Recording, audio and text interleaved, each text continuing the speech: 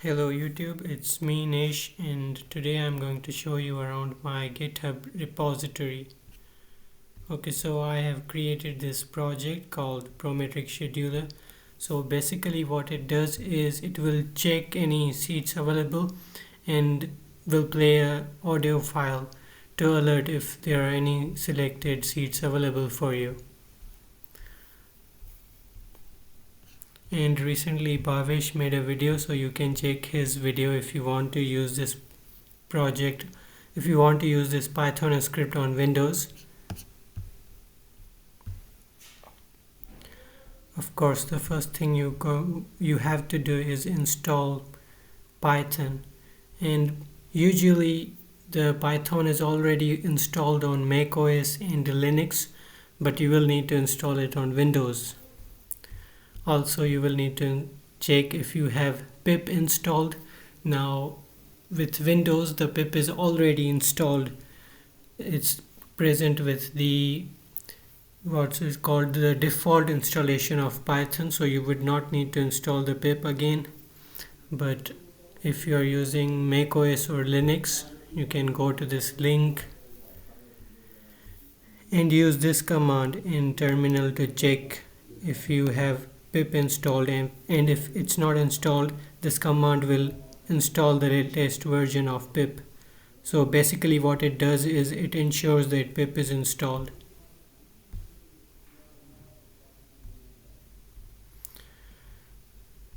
Okay, so the thing is, for running this script, the first thing we need is Python, and the second thing we need is Selenium and WebDriver Manager. Now, to install Selenium and WebDriver Manager, we are going to use a tool called pip, which is a Python tool, and it's used for installing libraries or managing packages on Python. So if you're on macOS or Windows, you can run this command pip3 install, or if you're on Windows, run this pym-pip install Selenium and WebDriver Manager. Okay, so once you have done that, you can just download the zip file from here or clone this repository and then run the script. It's that easy.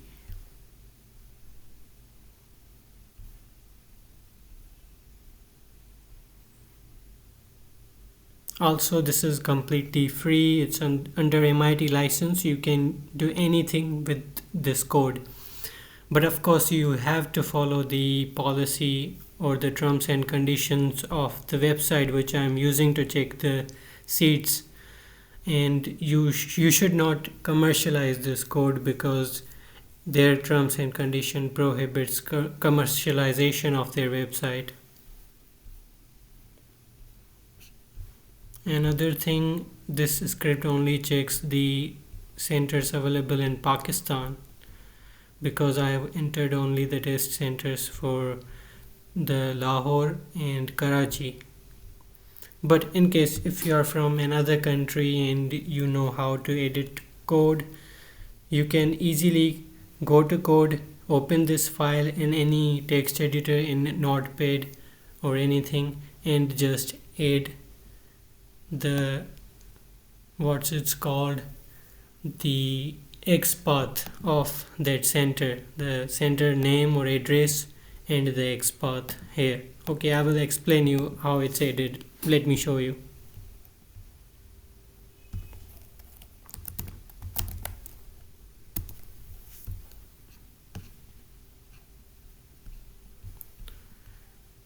Okay, let me select any exam, step 1 or step 2. I will select a step 1 here. Let's say India. Let's say you're from India and want to add your country.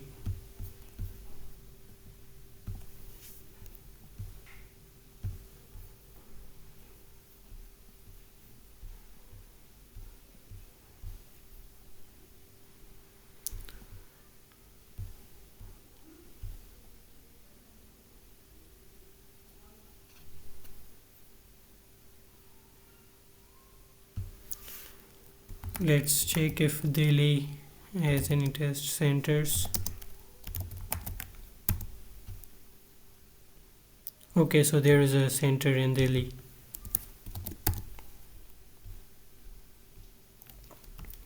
Now all you have to do is press Ctrl Shift and I to open the web developer tools on Chrome, and then we are going to check this element.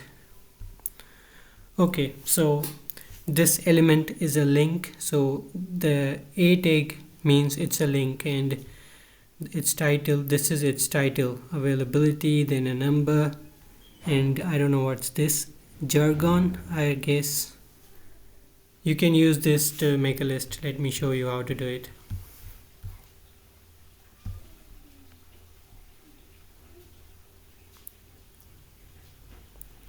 Wait, I should not edit this code. Let me open this with my VS Code.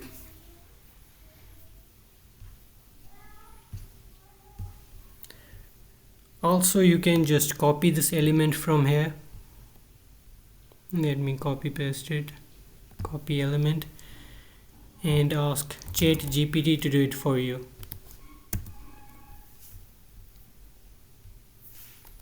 Okay, so I will give it the element and ask it to click, or let me get XPath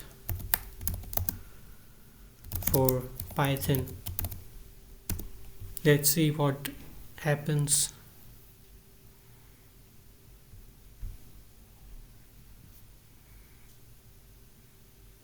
I guess that's not what we want.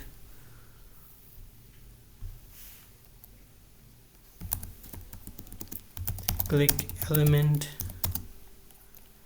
with Selenium.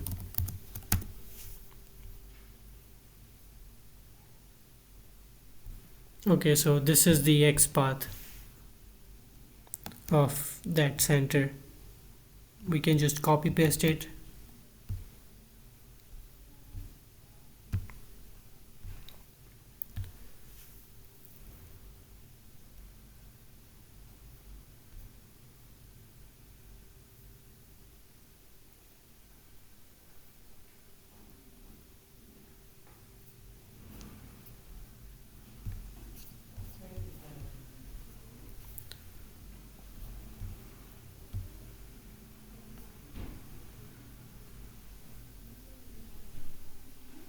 It's taking a while. Because I'm using it on Chrome. Or let me just write it here. Okay, so if I'm going to select India, I have to change the country here. I guess its code is going to be IND. We can confirm it later. And city, I'm going to create a new dictionary called city centers. Okay, so first thing we have to give is the key of the dictionary. The key is going to be the address. So address was Delhi.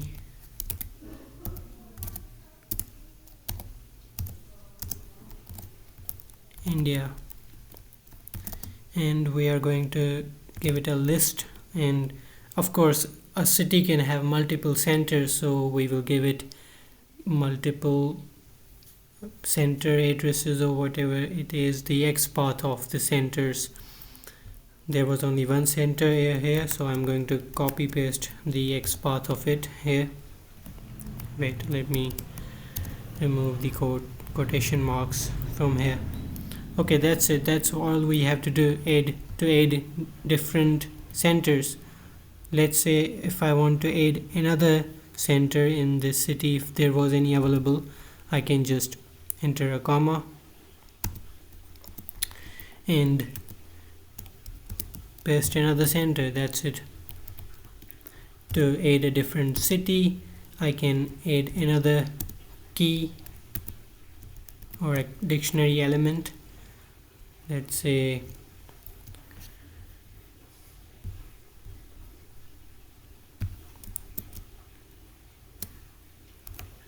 Is it still called Bombay or Mumbai, India?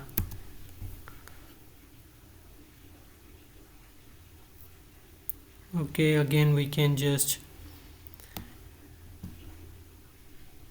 highlight this element.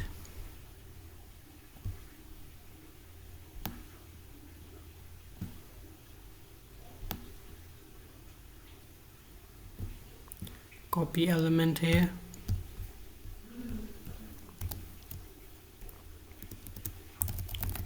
This element.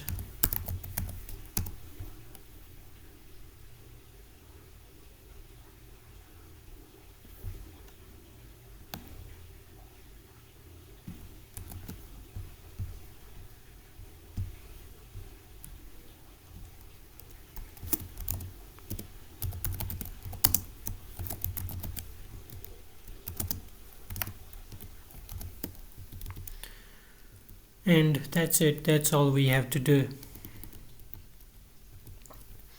Another thing is, maybe you will have to comment this out. Okay, I guess just remove this part from here. Okay, let me describe how this X path works. So we add 2 dashes and then specify the tag of that element. So tag was, it was a link, so it's a tag. All right, and to specify the title we use these square brackets and 8 title equal, then it's just its title. That's it, that's all we have to do to click an element in Selenium. You can click elements by ID or by XPath or by CSS selector, that's another thing. Okay, so that's all you have to do to check for India or any country you want. Alright, also maybe I should have checked the country code, what the country code for India. Okay, it's, let me check what's the country code for India. I guess it's going to be IND. Yes, that's the value IND. So you have to enter the value here for the country, for country on this variable, and that's it, that's all you need to do. Okay, so maybe I should tell you how this script works further. Actually, I'm working on a different script for the newer website. This uses an older version of the website, so just in case the old version of website stops working, maybe they shut down the website, so I'm preparing for it. Let me show you my new project. It's not complete and it's not functional yet, but I will make it work eventually. Okay, so the thing I have done here is I am going to store the functions in different files, actually different modules. It's going to make it easier to manage the code and basically to upgrade the project eventually. Maybe I want to add the, what's it called, graphical user interface to make it more noob friendly, but for now this is it. The prometric-scheduler is the working project, not the prometric-scheduler 2, but the older one.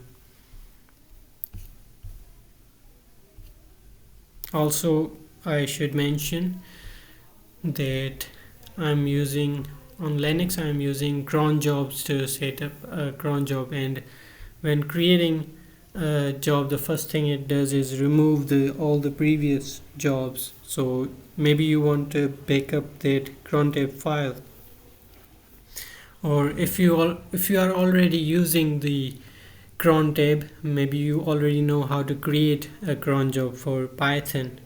So you can ignore this warning if you have never used cron tab before.